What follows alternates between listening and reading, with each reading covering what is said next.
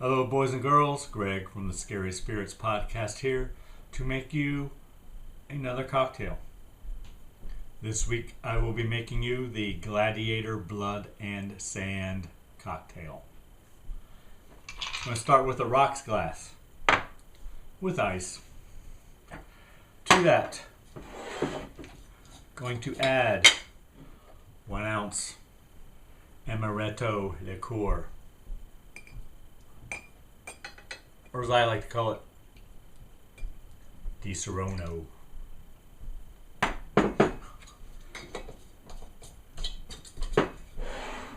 Next, I'm going to add 1 ounce peach liqueur or peach schnapps. Same diff.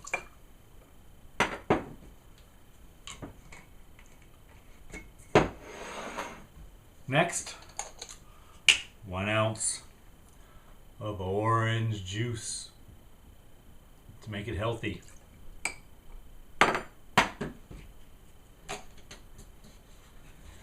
Finally, 1 ounce lemon lime soda, such as Sprite,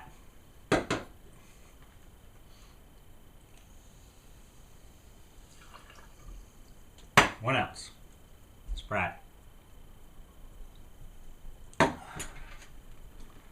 And you stir.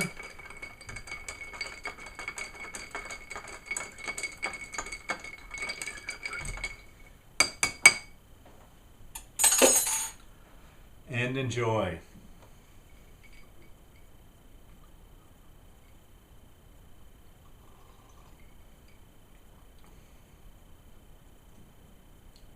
It's pretty good.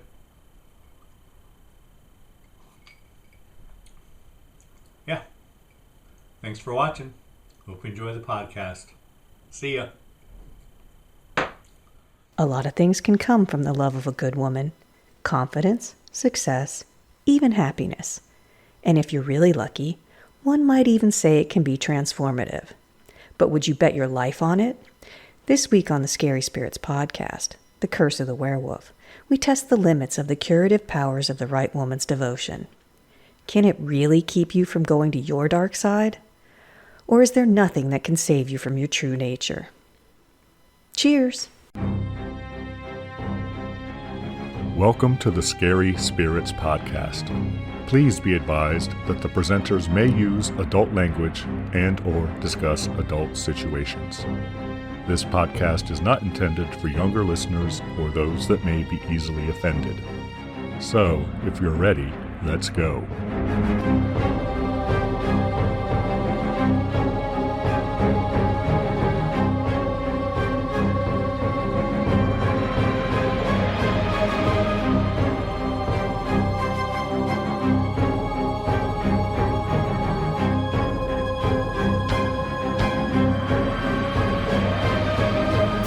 Hi, I'm Greg. Hi, I'm Karen. And welcome to the Scary Spirits podcast, the podcast that combines the two very different but highly compatible worlds of scary films and alcoholic spirits. What could possibly go wrong? Indeed. How are you, Karen? I'm fabulous. How are you, Greg? I'm good, Karen. Thanks for asking. It's what we do. Karen, anything we need to cover from any previous episodes? Any mistakes? Any corrections? Anything like that? Anything? I got nothing. You got anything? Nope. So I believe this week's movie was my choice. Was it not? This was your choice. What did you choose for us? Film I have chosen, Karen, is The Curse of the Werewolf from 1961, a Hammer Films presentation distributed by Universal Pictures. Yeah, that confused me a little bit when it came on and it said Universal. I thought, am I watching the wrong film? And I did that several times during this movie. But then the Hammer thing came up. So I was like, okay, so far so good. Would you like to know why I chose this film, Karen? I was just going to ask you, Greg, why did you choose this movie? Because werewolves are cool. Not as cool as vampires, though. I have some good vampire movies coming. Just so you know. Excellent. Lots of good vampire movies.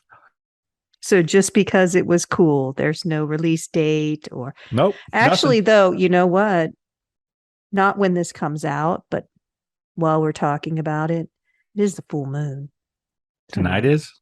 Last night, but in these movies, the full moon lasts 3 days. So it would be in that.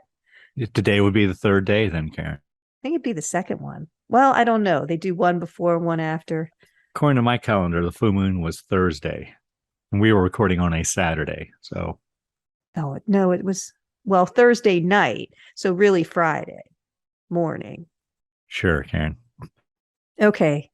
The only reason we're watching this movie is because werewolves are cool. It is. And I had it on my list of films to watch. So. Okay. What drink do you have to go along with this movie? Oh, I do have a drink, Karen. It's called the Gladiator Blood and Sand cocktail. Yes. So you have to explain to me how this one fits in with this movie. All right, Karen, you're going to really enjoy this. So Oliver Reed, right, who plays I guess he's the lead in this. He's only in it for half the movie, but he's the werewolf, right? Yes. Well, spoiler alert. He is a notorious drinker. Like he's the kind of guy. Was? He was. Okay. Kind of guy that goes into bars and says, "Who wants to try to drink me under the table?" That's the kind of guy he is. Stories about him are well known, Karen. Okay. So the last film he did was the film Gladiator. Remember the Russell Crowe Gladiator film? That was his last film. He died during production, like post-production of it. And I'll bet I can look it up and find out what he drank that night because it was a fucking lot. Oh, really? So is he an idol of yours? He did a lot of thirsty work, apparently. I wouldn't say an idol, Karen, but I do like him. Right? But you don't want to emulate him. All right, Karen. So he died from a heart attack during a break from filming Gladiator. So I guess it was while they were filming it on the afternoon of May 2nd, 1999. According to witnesses, he drank 8 pints of German lager, a dozen shots of rum, half a bottle of whiskey, and a few shots of Hennessy cognac. Oh my God. In a drinking match against a group of sailors on shore leave at a local pub. His bar bill totaled a little over $590. Seems low. And after beating 5 much younger sailors at arm wrestling, he suddenly collapsed, dying while en route to the hospital. But that was a Tuesday night to him. So, wow, he was pickled inside. He was 61. So that's why I've chosen the Gladiator Blood and Sand cocktail, Karen. Would you like to know how to make it? I thought it had something to do with Spain. That's the only thing I could think of. Yes. How do you make this lovely drink? We're going to need 1 ounce amaretto liqueur, my favorite. Yep. 1 ounce peach flavored liqueur or schnapps. Bourbon. Whatever. Believe it or not, I had peach flavored bourbon. I had peach schnapps. That's what I used.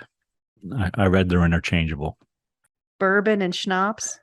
Peach flavored bourbon, liqueur. No. And peach schnapps. Actually, the schnapps is supposed to be more potent, actually. Okay. You're more potent than I am, Greg. 1 ounce of orange juice. And then 1 ounce of lemon lime soda, such as Sprite. I think you chose it just so you could say Sprite in your old Southern lady voice. I didn't even look. I chose it because it was a Gladiator cocktail, and then I was very happy at what the ingredients were. And it's pretty good. I like it better than last week's, which had a lot of the same shit in it. It was more sour. I added a lot more Sprite to mine. That's right. There was sweet and sour mix in last week's. It's good. It's tasty. It's sweet. So I put mine in a rocks glass with ice.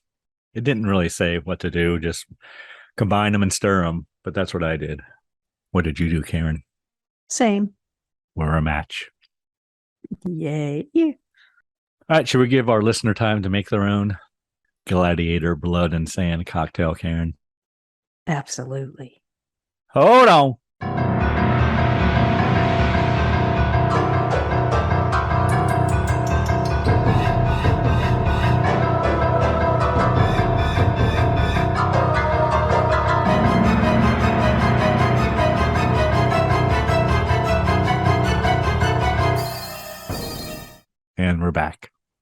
Yes, we are. Karen, Yes, Greg. can you hear me now? Yes, Might you have a brief synopsis of this film? I do. Would Please. you like to hear it? Please, go on. Tell me a story. The Curse of the Werewolf. A man with brutal and macabre origins, Leon Corledo, was raised in the home of Don Alfredo Corledo, his kind and loving adopted father.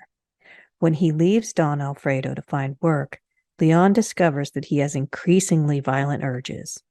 Although these tendencies are calmed by Leon's love for the beautiful Christina, he ultimately cannot contain his curse and transforms into a werewolf, terrorizing the Spanish countryside.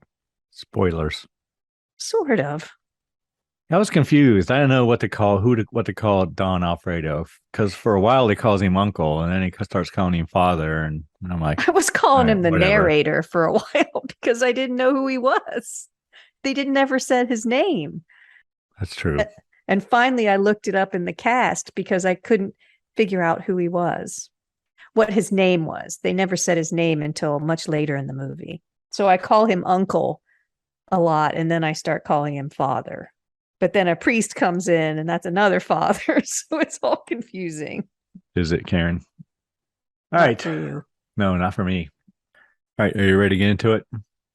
Let's go. All right, Karen, did you watch this on Amazon Prime Video? I did. So when it started, you saw rated 13 plus. Yes, and it's color, right? It is color. Okay, I just wanted to be sure. It wasn't colorized. It's actually in color. Nope, it is actually color. 1961, Karen. We had color.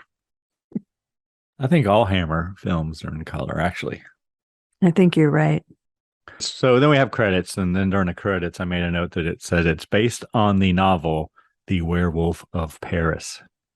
But there's also, while the credits are rolling, there's a close-up of the werewolf's eyeballs.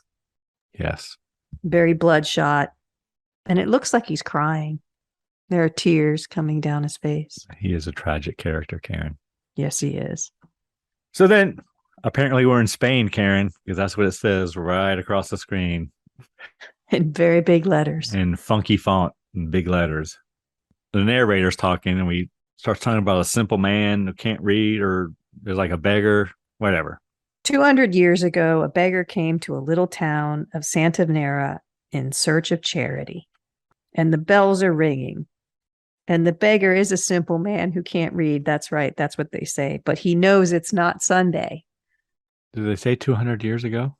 Yeah. Why? Makes sense, because the Wikipedia plot says in 18th century Spain. So that would be 200 years ago from 1961, right? 18th century would be 17, whatever. Mm-hmm. Okay, I didn't catch that. But yeah, the beggar, his bells are ringing. And he's like, it's not Sunday. What the hell is going on, right? Yeah, why are the shops all closed? He says, can't you read? There's a man he walks up to and says, can't you read? There's posters all over the place, yeah. And the beggar says, no. No, senor. Nope. Then we cut to a pub, and the man wants to know why the church bells are ringing. Yeah, there's a bunch of men in there drinking. And they say because they are ordered to rejoice because the Marquis is getting married, Karen. And everyone is ordered to celebrate. And everyone laughs. Well, the beggar wants, he starts begging, and they tell him to go to the castle. But wait, before they do that, so he asks them if they have any charity to spare, and they say no, because all of their money has gone to pay for the wedding and for the bride and for the feast, and it's all at the castle. Which they're talking like my older brother talks about the Bengals stadium and the taxes about how they had to pay for that. But that made me wonder. You should probably say, insert your NFL team here, Karen. True. What country has the highest income tax rate? Is this a quiz? Yeah, it's a quiz. I'm going to say highest income tax rate. I feel like I should know this. I'm sure you won't be surprised when you hear it. I might be overthinking it, Karen. Let's just say we shouldn't complain. For some reason, the first thing that popped in my mind was Switzerland. So close. Sweden. Sweden. 57.19%. Yeah, but they get all their shit. Well, it's not free because they're paying for it, but all right. Japan is 55, almost 56%, 55.97%. And that's just the income tax. There's probably other. Oh, yeah, sales tax. All that stuff can factor in. Property tax. You might have a different country that comes out for the most taxed, but Sweden, Switzerland, they're all up there. Good. Japan surprised me a little bit. I'm glad I was close, Karen. Can I give myself a bell on that one? No, because you don't give me a bell on any of that I'm close on. Karen, obviously you haven't listened to the recent episodes. I've been good the recent episodes. You're the editor. You could put applause in if you want to. I have no control. I gave you a bell and you were like in between the average and the high, and I gave you a bell. Well, that's correct. Okay. So the beggar does go to the castle, Karen, and while the wedding reception is going on, apparently. Yeah, and the butler who opens the door tries to get him to leave before the Marquis sees him. I recognized him. Who, the Marquis? No, the butler. Oh. But they show the feast, and all these chefs are bringing out all these fancy meals, and then one chef brings out basically I don't know, it looks like a deep fried goose, but in its flying form, and the bride is upset by it. So well, she's just taken aback. I wouldn't say she's upset. True. She just hasn't seen anything like it before, and the Marquis throws it on the ground. So basically what we're learning through this whole thing is the Marquis is a dickbag. I mean, he's just a horrible person. The one thing also I thought was interesting is when the beggar rings the doorbell, the door opens right into the feast. There's no foyer or anything. I mean, it's right into the dining room. So I don't know if he went to a specific door or if that was the front door or what. But they do invite him in and they tease him. Well, the bride asks him not to tease him, but the Marquis... Because he's a man, not an animal. And then the Marquis asks if she would like him as a pet. Yeah, he asks, how much? How much for you? How much do you cost? And it ain't a lot, I don't think, Karen. I don't know. No, but he throws the money on the floor and the beggar scrambles around for it. And the bride is trying to be nice and says, give him some food and wine. But the Marquis only gives him wine to get him drunk. He drinks that wine down, Karen. Yeah, he drinks a lot of wine. And then they give him some, I don't know. They toss him some food. bones after the bride begs for it. But they make him dance. And then Marquis buys him as a pet for his wife. And Marquis says, well, it's time for us to go to leave the festivities. Yes. Yes, he says, my bride and I bid you good night.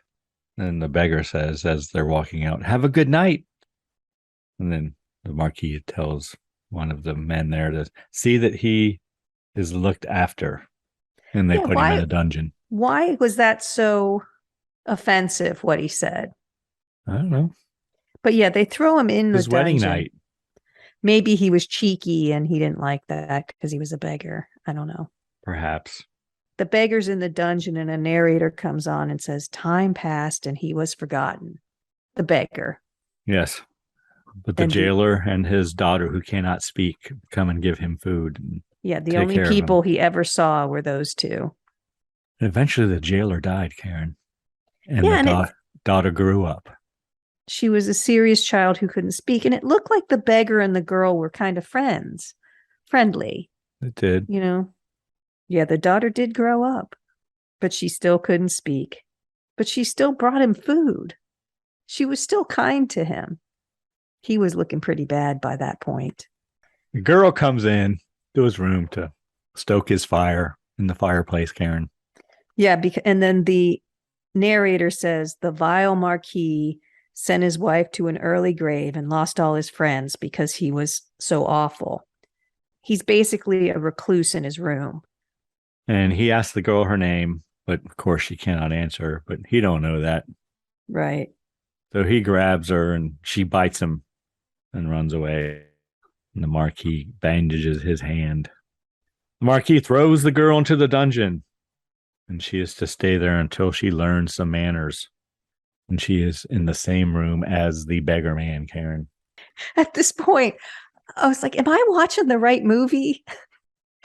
Honest to God, I went back and looked at it and I said, no, this is the right movie, because it just didn't seem right to me, because this goes on for quite a while. And yes, I kept thinking, oh, crap, I'm watching the wrong movie. This is not the right movie. How is this happening? But yes, proceed. And then she gets thrown in the dungeon. Next thing I have is dramatic music, Karen. And the beggar grabs her. And I assume he rapes her, Karen. The Marquis is looking green and zombified. And he's picking at his skin. It was gross. He looked bad. And he throws her in the dungeon.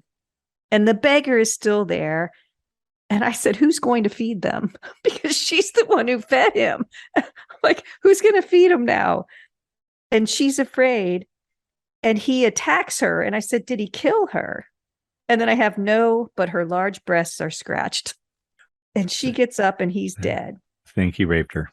Well, yeah, but that's so, I mean, she fed him all those years. She was the only person who made sure he ate. And she took, she was kind as she could be to him. And the minute she's in a cell with him, he rapes her. That's rude. I mean, that's just diabolical. Oh, he's been in prison for years. He's nuts. I guess. Yeah, beggar gone. He gone. He just died, though. Yeah. Was he smiling, Karen? Did you notice? I didn't notice. I was too pissed. You didn't notice if he died with a smile. No. She was the only one who took care of him, and it's crazy. Out of his mind. But so she can't scream, so she's shaking the gate because she has no voice. So, but they let her out of the dungeon, and she goes to see the Marquis. Because she's come to her senses. Yes. She knows what she has to do. She has to go see the Marquis. And she has a sharp object behind her, Karen. Look like some kind of like candles holder, sconce or something, right? Or sconce, whatever, behind her back, and she stabs and kills the Marquis. She really went at him. Yep, she runs away. Yep, into the woods. And we hear the narrator. He says she hid in the forest, and the narrator for months. It was here that he found her. The narrator says, yes. He's kind of laying face down in a lake when he finds her. That's what I said. She's face down in the river pond lake. I don't know what she was doing there. But they pull her out of the pond, takes her to his house, and the maid or housekeeper, who we learn is Teresa, makes her food, and she says something about, oh, thank God she didn't lose the baby. So we learn she's pregnant from Teresa. Yes. Right? And it has to be the madman because, well, I assume. Don Alfredo, he's like, what? What baby? You don't know nothing about no baby. He didn't notice that. But Teresa waits on her and takes care of her and realizes she can't speak. Yes. She gives her herbs to soothe away the aches and pains. Learns she cannot talk. Then it's almost Christmas, and she's about to have her baby, and Teresa's worried. Because apparently, Karen, it's an insult to heaven to have an unwanted child born on Christmas Day. Yes. The birthday of our Lord and Savior. But Karen, Christmas Day is not the birthday of the man they called Jesus, right? No, it is not. The church moved that birthday around to fit in with the pagan calendar, correct, Karen? Correct, Greg. Thank you. I like how Teresa says she was taught that men stay away from the girls in March and April, just in case. It's Christmas Day, Karen, I guess, because all the fucking bells are ringing again. It's a full moon on Christmas, Matt.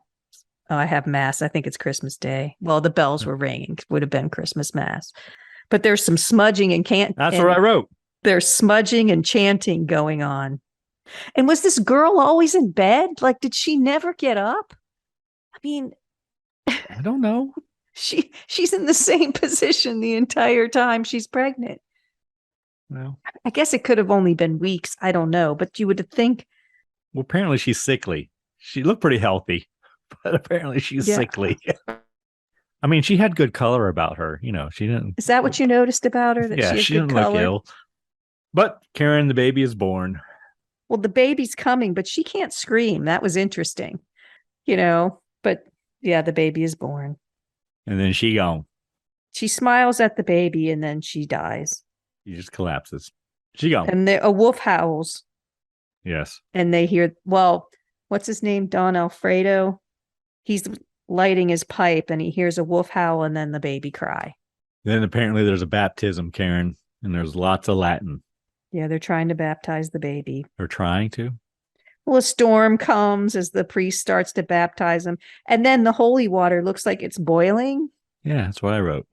So would you just continue if that? Well, it stopped. It stopped. Like I wrote, that's concerning. And there's shots of gargoyles too. Priest continues like no big deal. We'll just finish baptizing this baby. Water stops boiling, so he's like, "Oh, okay, just move on ahead then." I'm still thinking, am I watching the wrong movie? What's happening? A wolf howled, so I figured okay. And then next we see a man finds a slaughtered goat. Pepe finds a slaughtered goat with its throat cut out, ripped out, and they think it's a wolf. And the man goes into town and he learns that also a kitten has been killed in the same way. Was it Leon's kitten? Yes. Leon's kitten, who is the baby boy, right? Yes, the young boy. He's grown. What do you think? He's about 5 or 6 now? Yeah, it's about 5 years. And Pepe is a watchman. So he's supposed to watch over, keep their animals safe from wolves. And yeah, they're shepherds. The mayor wants them to kill the wolves within 24 hours. At a full moon, Pepe is looking for wolves with his gun. He hears a wolf howl. And there's rustling in the bushes, Karen. Yep. He fires. Shoots.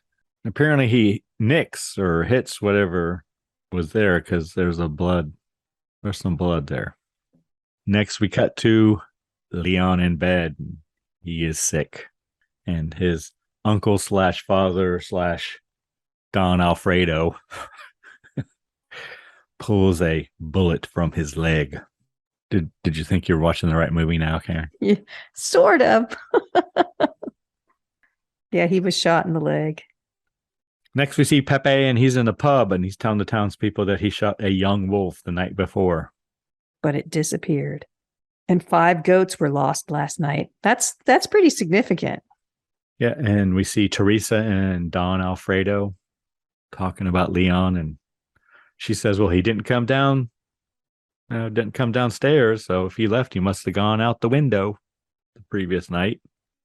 So they question the boy, Leon, and he promises to tell the truth, but he says he was in bed all night. Yeah, it's a drive-by shooting. I mean, he's got a pellet in his leg. I mean, is that still called a bullet when it's round? Those were bullets in 18th century. Yes, Karen, they were round balls. He says he's been in bed all night, but he keeps having bad dreams. And he's had bad dreams every night. And he's a cute kid, I think. Good actor. He's got those blue eyes, right? Yeah, big blue eyes. Just like Oliver Reed's got those. Oh, you have a man crush on Oliver Reed. Blue eyes. They're striking. Piercing. Piercing. That's what they are. But the boy says that Pepe took him hunting, right? Yes, and Pepe had mentioned that earlier, and that he was kind of a wimp. Yeah, because Leon couldn't bring himself to kill the squirrel, so Pepe did it. Leon picked the squirrel up and tried to kiss it and make it better, and he tasted something warm and sweet, and he liked it. Yes, and he kept drinking until Pepe took it away. Yes. Now I think I've got the right movie. And then we see the boy has hairy palms, Karen. He does. He does. Rolls his hands out and there's like hair on his palms and shit. Isn't that some reference to masturbation, hairy palms? I wouldn't know, Karen. Okay. Just made me laugh. Little boy. So next we see Teresa, and she's at the house of Pepe talking to his wife, and shows her the bullet and says, "Yeah, that's Pepe's bullet. I know his bullets anywhere. Yes, That's she one of does. his." Next we see Don Alfredo talking to a priest. Yes, and this is where we kind of find out how this all could have happened from the priest. Usually it's a curse. It's either a family curse or it's a curse that someone gets from maybe a gypsy or something. Gypsy, maybe a gypsy Karen. This is where it's explained to us what's happening. And he uses the term accident of birth. The priest does, Karen. Is that a thing Where you that you know of? Where you accidentally give birth? He says it's an accident of birth. Well, what I took it as was an accident of pregnancy. Like it was an unplanned pregnancy. Okay, because I was curious because that's a Bruce Dickinson solo album title, Accident of Birth. Like you didn't expect to be pregnant, so it's kind of that's what I took it as. Okay. I didn't know if it was a thing or not. So did you write down what happens? So the priest is talking about a beast can enter a person. That's what I wrote. So there's roaming spirits, and a spirit of a beast can enter a body, a living body, usually at birth. So he's saying the reason you go into rigor mortis and everything is to keep spirits from re-entering your body. But if you're alive, you can be not infected. What's the right word? Possessed. Possessed by a spirit. So if that happens, your soul and the spirit are at war with each other to gain mastery of the body. So your soul is fighting this evil spirit. And usually the soul is strong and kicks it out. But if the soul is weak and it's an inherited weakness, the spirit gains control. Yes. What's he trying to say there? Inherited weakness. I'm not sure. But I think it's making us realize that it's the beggar man. The beggar dude. Yeah. And he said something about I was confused. Like I thought maybe it was like a blood genetic thing, but we never saw the beggar turn into a werewolf or anything. So I was a little confused. Yeah. So I think it had to do with, he mentioned something, but I kind of missed it and didn't realize till later it was important. But he said the weakness can come from isolation, lack of love. So I think what he's saying is the inherited weakness came from the beggar man who nobody really loved or cared for, and he had no interaction, even though the girl he raped was actually nice to him. Okay. And the priest actually tells Alfredo that Leon is a werewolf. Yes, he does. Uses the word.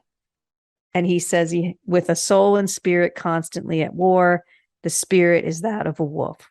And he says something about during the full moon, the spirit of evil. Full moon is when the forces of evil are the strongest. At the strongest. And bring the spirit of the wolf to the fore. Yes. So what weakens the beast, Greg? Only love, Karen. Only love. Fellowship and love. Only little love Leon can save his soul. Little Leon needs love and care. Love is the only cure. And then he says, maybe when he's older and finds a girl, he will be saved by her love. Bless his little heart. Aren't you all? You're all saved by love. Next, we see townspeople in the pub talking about the wolf. Yep. And talking about full moons.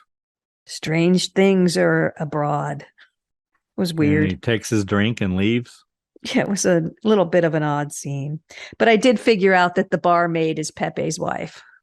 Next, we see Don Alfredo putting bars on Leon's windows. And he says that should keep the nightmares away. Yeah, that's what we're doing. We're putting bars up to keep nightmares away from you. I thought that was kind of sweet to say that to the little boy. To not blame him, but to say it was to help him. Next, we see Pepe. He's melting down a silver cross to make silver bullets, Karen. He's getting serious. Yep. His wife ain't happy about it, though. The cross was blessed by the Archbishop. Himself. Next, we see Pepe watching the sheep. Of course, it's a full moon. And Pepe sees a animal run across the prairie there or whatever, and he shoots it. Next, we see Leon. He's at his windows trying to get out. And he has fangs, Karen. Yes, he does. And we cut back to Pepe, and it looks like he's shot in a golden retriever to me. Well, no, that's not what he shot, but he did shoot the dog. And in the beginning, we didn't mention it, but when the goat was first killed, Pepe asked the shepherd, "Was it your dog?" And the shepherd was like, "No, my dog is wonderful. It's a great dog." So your guest was a golden retriever, but that's not what it was. It's a Great Pyrenees. Same diff. No, because a Great Pyrenees is a large, thickly coated, and immensely powerful working dog.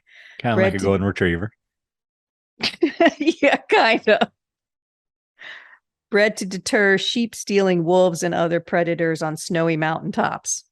Pyrs today are mellow companions and vigilant guardians of home and family. They're majestic. They're big, immensely strong mountain dogs standing as high as 32 inches at the shoulder and often tipping the scales at more than 100 pounds. They have a zen-like calm, but they can quickly spring into action and move with grace and speed to meet a threat. The lush, weatherproof coat is all white or white with markings of shades of gray, tan, reddish brown, or badger. They're good dogs and very effective at keeping all dogs sheep. are good dogs, Karen. True. But they're effective at keeping wolves away. But he killed the dog. And he says it was you all along. And I thought, was it? But no, it wasn't. Because it wasn't. Leon was shot in the leg. So. Hello, boys and girls. Thanks for listening to the Scary Spirits podcast. Karen and I really have a great time putting these episodes together. If you enjoy what you hear, please consider taking the time to leave a review wherever you listen. Reviews really help independent podcasts find listeners. The more listeners we have, the easier it is for people to find us. Now, back to the show. But Leon grows up, Karen. Into a fine lad. Yeah, with striking blue eyes. Yeah, piercing blue eyes. Piercing blue eyes. And he goes off to work. Well, he had love from his aunt and uncle, I put, but he's calling the uncle Alfredo father now. Yeah. But he's still calling Teresa his aunt. We have a short montage. Yes. Well, they've cured Leon traveling. They have cured him from his terrible sickness, and they have a teary goodbye, and he's off to work at the vineyard. And he literally skips out of town. That's how kids leave you. They're like, woohoo, I'm out of here. But yes, then they have the Leon walking montage. Leon arrives at his destination, winery, and he learns that his hours are from 7 to 10, Karen, with a half-hour lunch. It's pretty brutal. But he's just sitting down there bottling wine. He does get splashed by a carriage on the way in. He gets mud splashed on him, and the rich dude laughs. Yeah. And then Leon meets the boss's daughter, Karen, the lovely Christina, as you called her in your synopsis. Yes. Yeah, boss's daughter and her fiance are coming home, and because she has a headache. It's the third night in a row she's had a headache. Yeah, fiance is not happy. It's very unfair to him, Karen. Very unfair. We should say that Christina isn't that thrilled with her future husband. Her father is more excited about the match than she is. She arrives home and Leon peeks out the window at her. He's a peeper, Karen. Aren't they all? She sneaks down to see Leon, and apparently they have made a love connection at this point, Karen, because they embrace and kissy face. I wrote that too, the kissy face love connection. We didn't see any of it, but all of a sudden they have one. They must have been sneaking out for a while. That's why she said she had a headache for the third night in a row. She wants to see Leon. She doesn't want to be with Rico, I think his name is. Rico Suave. Yeah, it's Rico Gomez. Okay. But Rico Suave is way better. So Leon says he wants to marry her, right? Wants her to marry him. Yes. But she says it cannot happen. Her marriage is prearranged to Rico, and she ain't happy about it. But it's the way it is. And he's going to speak to her father, but she says, no, he will send you away and I'll never see you again. Next day is Saturday, Karen. Apparently that's payday. Woohoo! Good time, Charlie's. So Leon and his friend, I can't remember his name, didn't write it down. They go out to a local establishment, Karen. Yes. Where you can drink and dance with girls and things, apparently. And they're out spending their pay. But it happens to be a full moon, Karen. Not good for Leon. No, he's sitting there sweating. He starts sweating. Isn't feeling well. Goes out to get some fresh air, and a woman follows him. But not the woman he was sitting with, Karen. Nope. But she invites him up to her room to lay down. And they slip up the back way so that the girl he was sitting with won't see them. The woman kind of undoes Leon's shirt there to make him more comfortable. There, isn't that better? She's kind like that. She is. She's giving. But all he sees is the moon. He's just staring at it. And I wrote, Leon's very receptive. After he sees the moon, he starts to kiss her passionately. Yes. Yes, he does. But he bites her, and she's pissed. She says, that. Yeah, no. I ain't into all that now. Slow your roll there, buddy. But he turns, and she gone. Yeah, he chokes her, and then there's blood everywhere. We cut back downstairs, and girl is wondering where Leon could be. Cut back upstairs, and there is blood everywhere, Karen. Leon's friend goes up to check on him, and Leon grabs him, and he gone, too. So I just wrote, guess he isn't cured. I guess all that love from Dad and Aunt Teresa didn't help him. And the woman didn't help him a bit. Next, we see a man leaving a bar, and he's upset that Pepe killed his dog. Yeah, he's still talking about his dog. It was the best dog. It was a wonderful dog. You shot his dog. And Pepe said, the dog was a killer.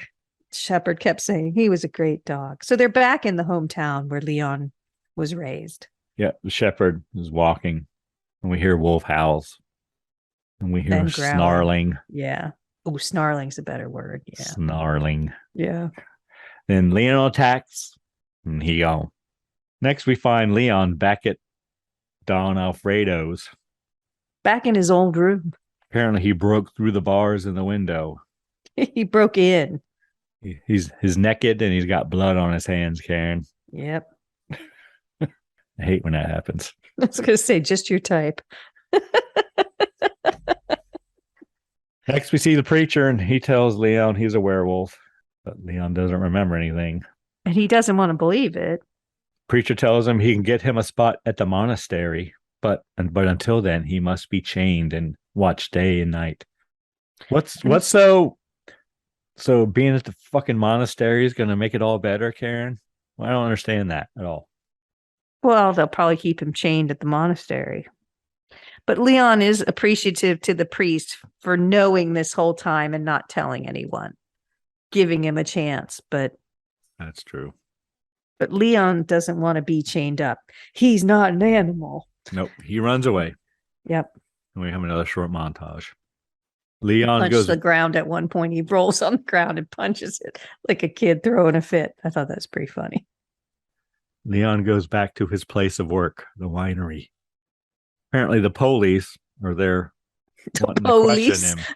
I didn't know what they were. The police, yes. I guess they were officials. They looked official. They're asking questions. They're wearing crazy hats. Yes. Whatever. They're Spaniards. I don't know what they are. Spanish police. And they question him about the previous night. But no one tells him about what happened to his friend, Karen. They think he might be in jail. They don't know where he is. Or maybe the police do. You'd think they'd have found his body. And it's another full moon, Karen. It's one of those 3-night full mooners or something, right, Karen? Yeah, it's the week of full moons. And we see Leon at the window. And then the lovely Christina comes down to see him. He's in his workhouse, like where he works. He tells her to get away. Shouts at her. Yeah, he kind of runs upstairs and falls down and hits his head. And I think he's unconscious for a minute, Karen. Because apparently he wakes up the next morning and the lovely Christina says that she has been with him all night. She's holding his head in her lap. Yes, and he asks if he changed at all. And she didn't really know what the hell he's talking about. My face and my hands, and she keeps saying no. And then again, he reiterates he wants to get married. I mean, how weird would that be? You wake up from a first, well, I don't know how many dates they've had, but still, you wake up after your first night together. Did I change? Did my face change? Did my hands change? I think that might be a red flag. You might want to leave that relationship. He wants to get married and run away, Karen. Yeah. So she finally agrees. She was saying no, but then she says yes. Yes. So they both go off to pack. But the police come to see Leon. Yes. And they arrest him on the charge of murder. Next, we see Leon in jail. And he pays the jailer to send for his father, Don Alfredo Corledo. Corledo, yeah. Alfredo. Are you hungry? I know. I keep thinking about that every time I say his name. Next, we see the lovely Christina, Karen, sneaking out to join Leon. But he ain't there, and she was confronted by her father and her other fiance. Busted. And they tell her that Leon is in prison. Christina, the lovely Christina, Karen, asks her fiance to take her to town to see Leon. And she's confused as to why he won't take her to town. Thinking, yeah. So that should be pretty clear, lovely Christina. So she steals her fiance's carriage and takes it into town. Yep. Going into town. Her. She's not going to. She has to see Leon. Next, we see Leon talking to his father and the preacher in jail. He says he will kill again that night. I don't know if he says, I don't know who says that, but somebody does. Leon says it will happen again tonight. Yeah. Because they start talking the bars will not stop him, he says. And they say something about he must be burned alive. He says, go to the mayor and tell him everything. Have me executed before sunset. And they talk about the only way to kill him is to have him be burned alive, which isn't how he gets killed, but I guess that's one of the ways. Next, we see the preacher and Don Alfredo talking to the mayor, Karen. Yeah, and the mayor's not buying it. Once again, the preacher says he wants to take him to the monastery, but the mayor refuses. Don Alfredo tells him if they keep him till after nightfall, he will kill and will not be responsible for what he does. Yes, he'll kill savagely. Next, we see the men visiting Leon in prison. I think the mayor wants to talk to him to see if any of this could possibly be true. Mayor asks to see his hands and his teeth. And then the lovely Christina arrives, Karen. I keep calling her lovely Christina because that's what you called her in her synopsis. She is lovely. She's all right. Well, she's not a Hitchcock blonde. What are you going to do? No, she is not. She arrives, and I guess they say, does Leon say you must let her in because she's the only one that can help him? Yes. But the lovely Christina does not know about his affliction, Karen. He did almost tell her once, but then said he'll tell her everything after they're married and run off together where she's away from her family. He'll tell her everything then. Another red flag. The mayor says the prisoner will remain and stand trial. Well, because the mayor questions the lovely Christina because they're engaged. He does. She says that that's her fiance, and assuming she would know everything about him, asks, do you know about his affliction? And she says, no, he's a wonderfully healthy young man. And once the mayor says, okay, the rest of this is bullcrap, he can stand trial. He doesn't believe the men then. Yes. Because she says he's normal. That's the end of that.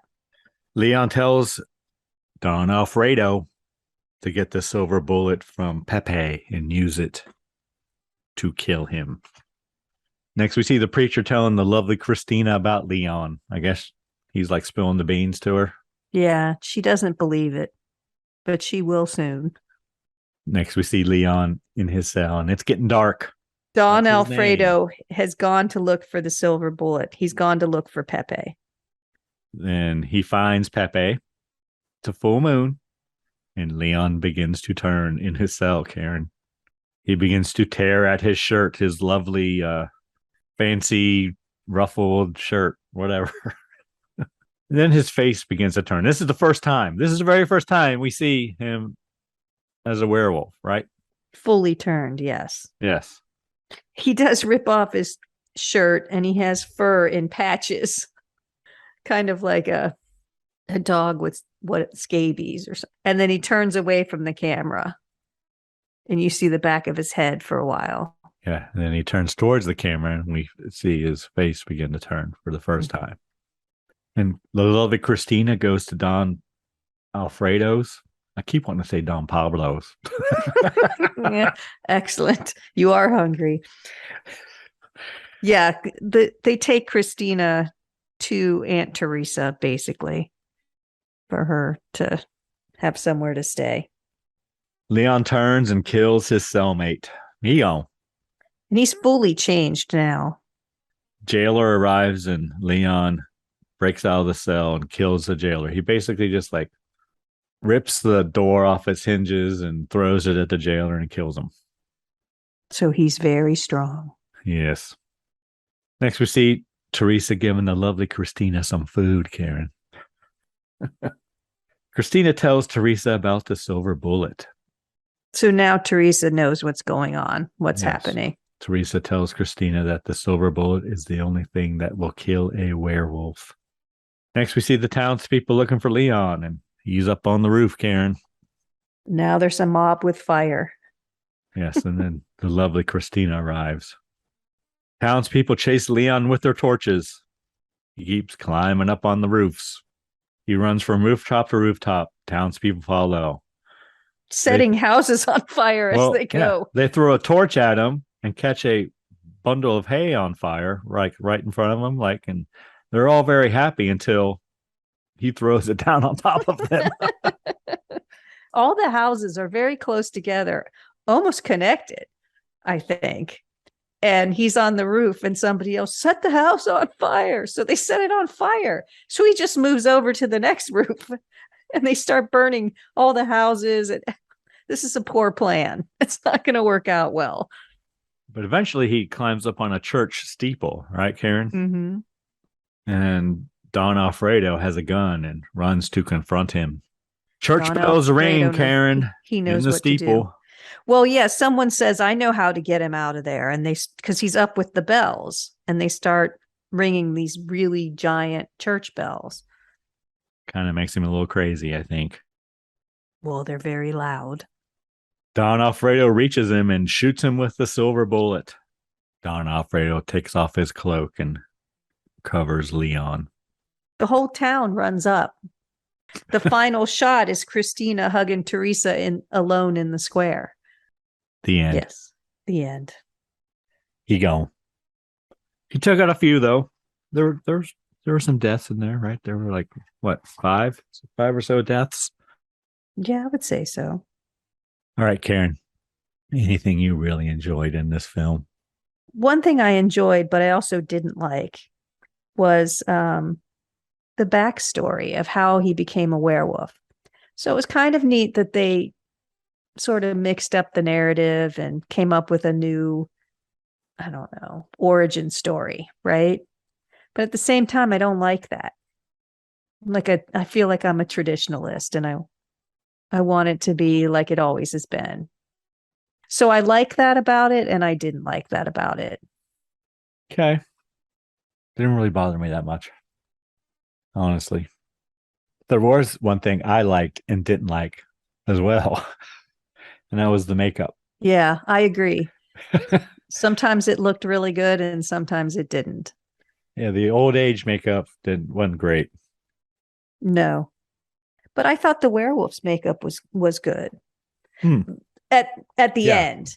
Yeah. When they was good. showed the hands and stuff, that looked like a when chia he was pet. turning. Yeah.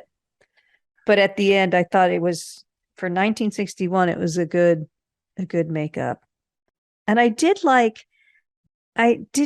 only made a note of it at the end, so I don't really know if the whole movie was that way, but it had that blue tone to it. Kind of like there was a filter on it. Well, it's mostly nighttime. But I really liked, and I think they probably shot during the day and used a blue filter to make it look like night. Because we can do that. Yes, because we've done that. Yes, you can. But I'm just saying, I think against the buildings, and I think they were probably some of them styrofoam or whatever, but with the blue filter or light, they looked really good. I just thought the whole thing at the end with that blue lighting was really nicely done. Yeah, I agree. The ending kind of reminded me of what was it, The Ape? Yes. Where he's running on the rooftops. Yes, I agree 100%. Yeah. I thought the same thing. Except he wasn't holding a girl, Karen. No. He was protecting his girl. No, it would have been better if he would have been holding the lovely Christina as he ran from rooftop to rooftop and climbed. Anything else, Karen, you liked? I thought the acting was good. I thought the casting was good. I didn't have any problem with any of the actors. No, I didn't either. All right, Karen, anything you didn't like about this film? I didn't quite, the whole marquee thing at the beginning just seemed, you could have started the film without that. True.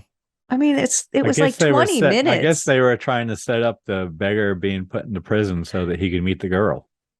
I guess, but even if you had just found the girl in the pond, face down, pregnant, she could have told you what happened. Well, she couldn't talk. Karen. But if she could talk, do you think her acting was so bad? Why did they make it so she couldn't talk? That whole part of it was just weird. I mean, I was taking all these notes thinking, oh, it's not going to end well for the Marquis. And then his bride just disappeared. It was just odd. I just thought that was unnecessary. It's almost like they added it for time to make the movie longer. So I didn't like that. I didn't like that he didn't change back into his normal self at the end.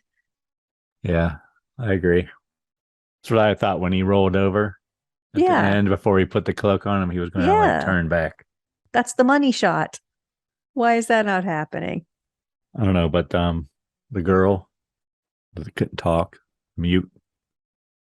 It says on Wikipedia that her exotic dark looks and 38, 22, 36 figure saw her often cast in supporting roles as Italian or Spanish maidens. 22, holy mackerel. 38, 22, 36 is what it says. That's impressive. So I have a question that I don't know if it's a plot hole or what, but Leon is in love with the lovely Christina, correct? Yes, Karen. And Christina is in love with the rugged Leon. Yes. Yes, with his striking blue eyes. Piercing blue eye. So why is he turning? Does she have to be with him 24/7 in order for him not to turn? Well, why? Because he knows she loves him, he loves her. So if she leaves his side on a full moon, he's going to turn? I guess. Quit looking at pictures of that 22-inch waist. I'm reading about her. I'm reading about this Sure. film. I do find it curious that she was a mute. She didn't have it. Why couldn't she? I don't know. But apparently she has been in other films, like maybe one or two that are on my list we may do later, actually. Don't know. But she says she is most known for this film, the one where she doesn't talk. I don't know. Whatever. Anything you didn't like? Well, like I said, I liked and I didn't like the makeup. Yeah, I agree. The whole like beginning, like the first half hour of the film, we could have just done away with, I think. It was odd. Yeah. We didn't see the werewolf until the last like 5 minutes. Right? Yep. Full werewolf Yeah, makeup and everything the last 5 minutes, which I guess probably was. I guess you didn't have to make them up every day, So that was. I guess, but you seem like you could have filmed a bunch more. Well, maybe that's why they put the eyeball shots at the beginning because they filmed him for a while because he was in full makeup when the credits started in the beginning. At least you could see his eyes. Anything else that you didn't like? No, I don't think so. I think we've seen better werewolf movies. I know we have. I will agree that I think, what's his name? Oliver Reed. I do think he's handsome. He looks like a drinker, though, doesn't he? He looks like. Yes, he does. He looks like he's going to try to drink someone under the table. What kind of cocktail rating you want to give this film, Karen? I don't know. I mean, the werewolf part of it is a 3, but that whole first part where I thought maybe I was watching the wrong movie pushes me to a 4. But we've given some, well, I think it's a 4. I think it's a 4. I mean, we've given better werewolf movies 3. Werewolf Alone is the best werewolf movie we've done, as far as I'm concerned. Yes, I agree. We gave that a 2, I think. But still, the other one, the Universal one, we gave a 3. Okay. And that's better than this. Yeah. This was like a rambling story where they couldn't get to the point. It's just, like if you're a writer or something and you're just looping around. And finally, really only the last half an hour was really werewolfy. I thought the kid was good. I wanted to mention that too. I thought the kid was a good actor and they cast it well looks wise because he looked like a little Oliver Reed, I give him props for that. Yeah, he did. Yeah, this film was not as successful as Hammer's previous Frankenstein, Dracula, and Mummy films. Yeah, critics pray for it. It's like, yeah, it's a 4. Didn't have no sequel either. There wasn't sequel potential.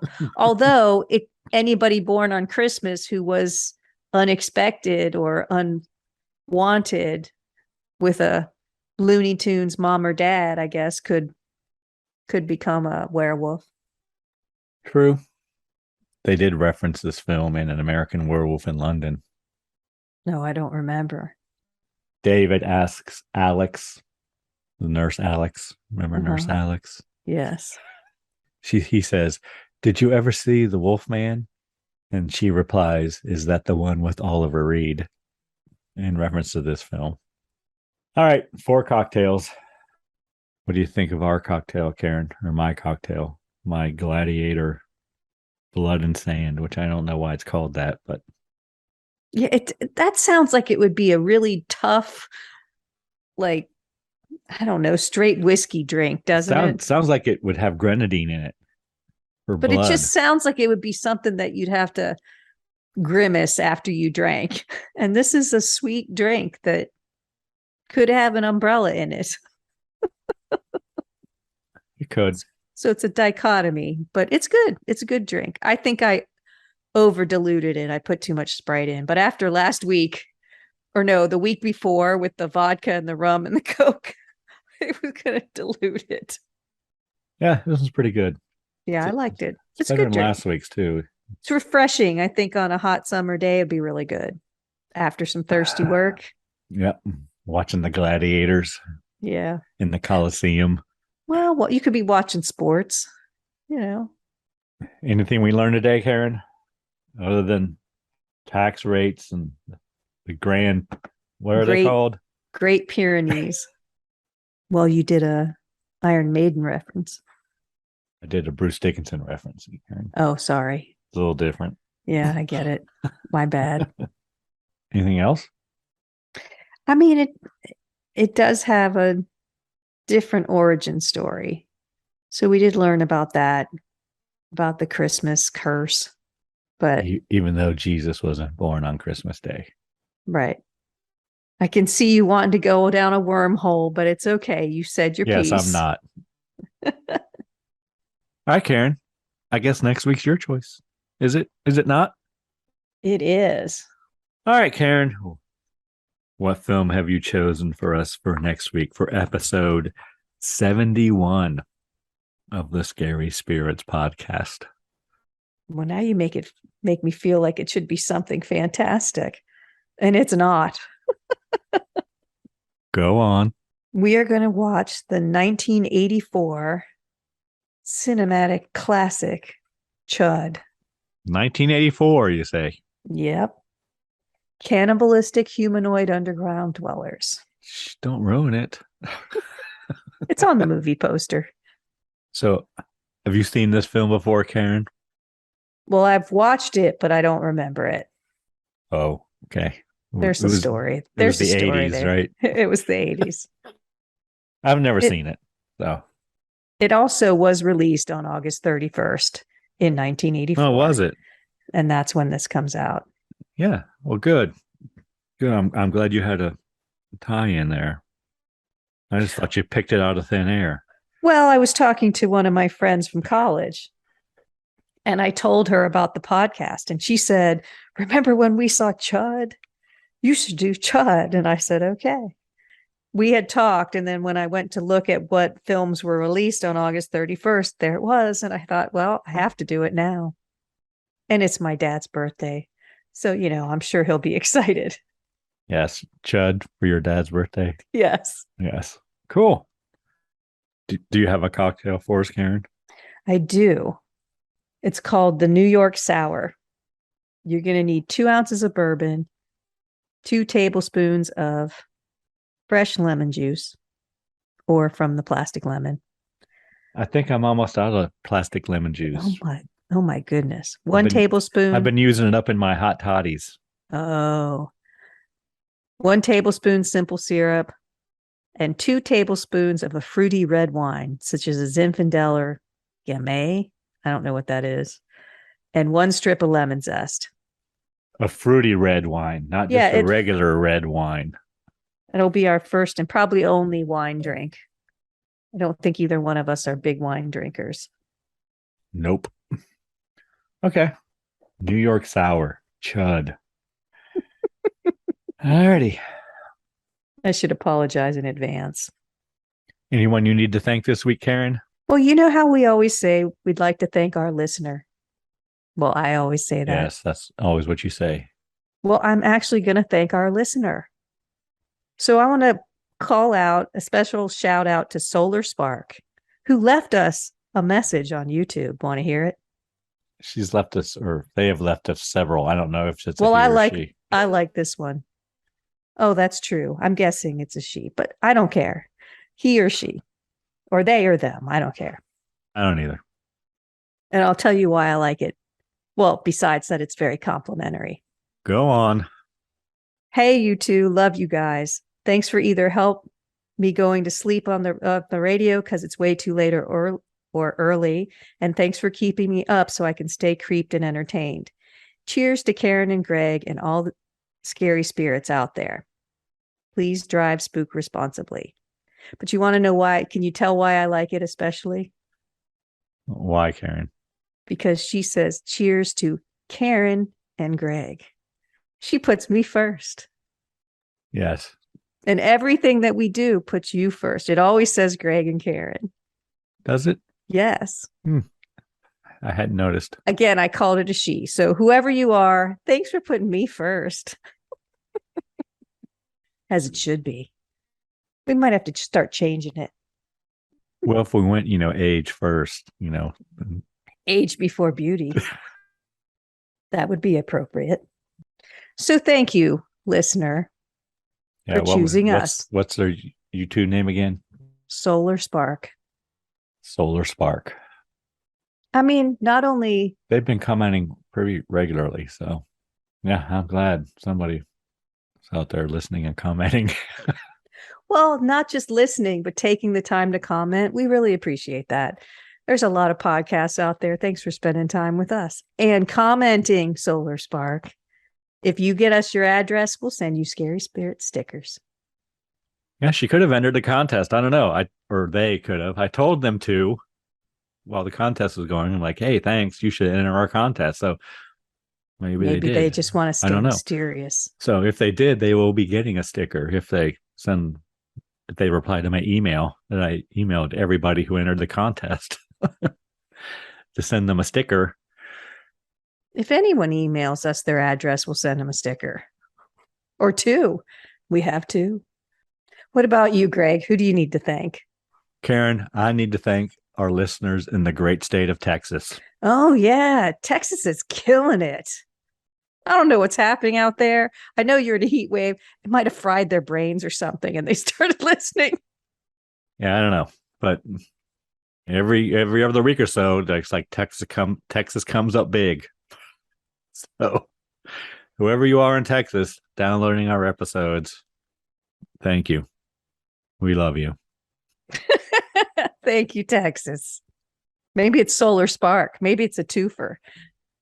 I get the feeling she is north of us because in one of her comments she said up here. Mm. So I don't know. It's a mystery, Karen. Yeah, we don't know if it's a she or a he or a they or a that. We don't know. All we know is we have a fan and we are just so excited. A fan who puts me first. That's the best kind. And also I need to, as always, thank the band Verse 13 for letting us use their music in the podcast, Karen. The music definitely makes the podcast better. Anything else, Karen? Please drink responsibly. Yes. Thanks so much for listening. Want to keep in touch? Check out our website, scaryspirits.com. Follow us on Facebook and Instagram at Scary Spirits Podcast. Find us on YouTube at Scary Spirits Podcast. If you have questions or comments, you can email us at info@scaryspirits.com. To help us grow the podcast, you can leave us a review on Apple Podcasts. You know, we really do appreciate your support. And as always, please drink responsibly.